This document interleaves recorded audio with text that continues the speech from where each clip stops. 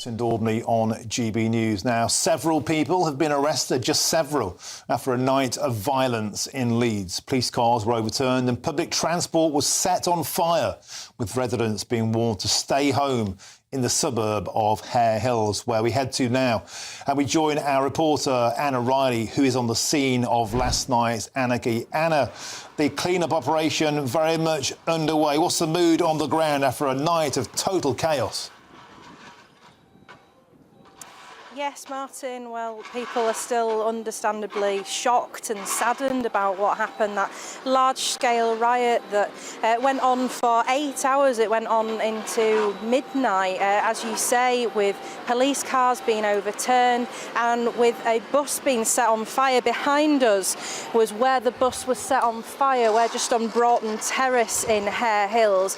You can see now that the majority of that clean-up effort has been done. The remains of that double-decker bus have now been taken away on a JCB, but you can still see the council working there, just sweeping up the rest of the road. It's really destroyed the tarmac, so we've still got a road sweeper going along. If you can see a little bit further as well behind this police cordon, you can see that people from this community are still gathered, you know, nearly 24 hours on from when this first started, speaking to police, speaking to each other. We have heard as well that there's concern something might happen later on tonight, so the police are obviously understandably trying to speak to residents, trying to make sure that a further disruption like this doesn't happen again, and it has left people here feeling shocked and saddened. One man told me that he feels like Hare Hills is a no-go zone now. Another business owner I spoke to, he was concerned about his business and the impact that this would have on that. And another local resident I spoke to, he was out going to buy a pint of milk when it all unfolded last night, and he said he saw the flames, he saw the blaze, he saw officers with riot shields and helmets going in. Luckily, nobody was injured in this, but it certainly could have turned a lot worse, and police let out a statement earlier which they said they felt they had to retreat for when the incident unfolded at 5 o'clock yesterday, and that was when they went to aid social services in removing children from a home near here due to safeguarding concerns. And as we have further updates on this, Martin, we will bring them to you.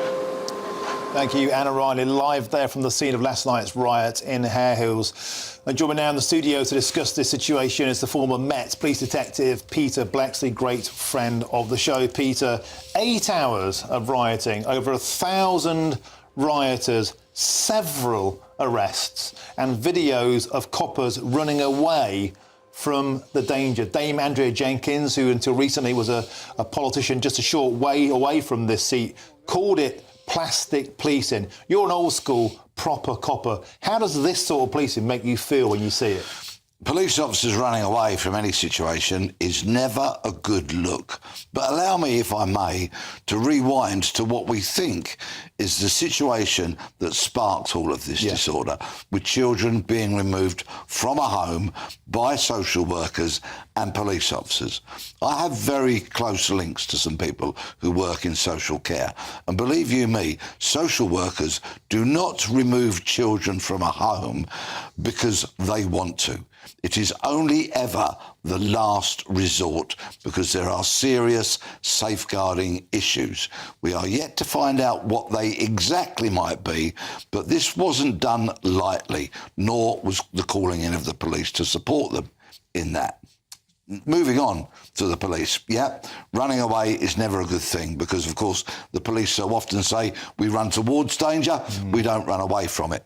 From what I saw from various clips, the officers clearly were not equipped with any public order kit, NATO helmets, the crash helmets as others might commonly call them, shields and the like. There seemed to be none of those to hand. Why not? Because if that was at the Cenotaph, or if that was down the QPR, or if that was a St George's Day parade, they'd be straight in wearing that sort of kit. The Metropolitan Police has what is called the Commissioner's Reserve, which is van loads of Territorial Support Group officers, very fit, very well trained in public order, with shields and their kit in the van with them invariably. Clearly, the police here did not have that kind of capability. I strongly suspect there will be many, many police officers now, as we approach 24 hours after these events, parked up, out of sight, in vans, with all the public order kit ready to go in case it should blow up again. And I'm old enough to remember the 1981 riots at Brixton. I was there.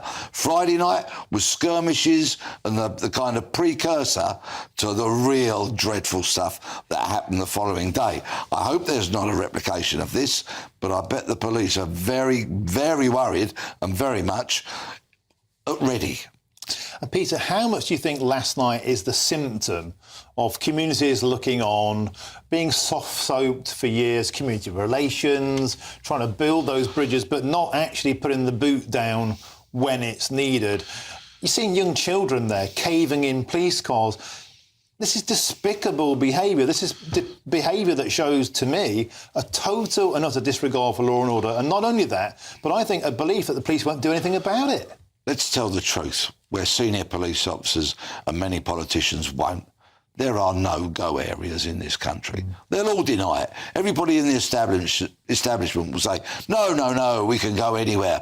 That's simply not the fact. There are many areas throughout this country where the police are simply afraid to do that job. It's been borne out numerous times by all the exploitation scandals that we've had of children in Rochdale and Rotherham and Oldham, and the list goes on and on and on. There are places where the police are very much afraid to tread. And why? Why are they afraid to tread? Spell it out.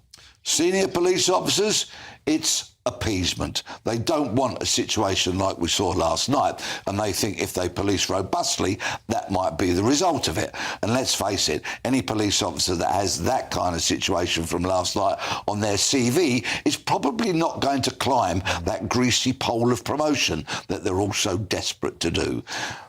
You mentioned politics. We've had a change of government. This is Labour heartland. They're in a bit of a pickle, aren't they? Because the public are looking on at this, Peter Bleksley, and saying, we have to put the boot down, we have to do something about this. And yet we have police commissioners relying on the votes of these communities. We have politicians relying on the votes. Is that another quandary? We have politicians frozen in the headlights. If you ignore a community because you are afraid to go there, you simply will not have the sources to tell you what is going on. And if you disengage because you are afraid, is it little surprise if you do get called upon to go to that area, you will be met with hostility. It's no surprise whatsoever. Each and every community that claims to be a part of multicultural Britain should, by natural extension, welcome police in there to clamp down on lawlessness and crime. But that doesn't happen. Peter, we've got like 30 seconds left.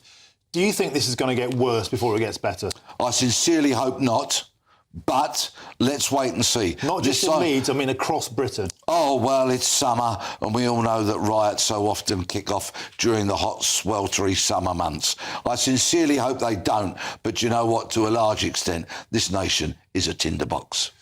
Peter Bleksley, sobering words, but it's always a pleasure to have your company and your expertise in the studio. Former Met Police Detective Peter Bleksley, thank you.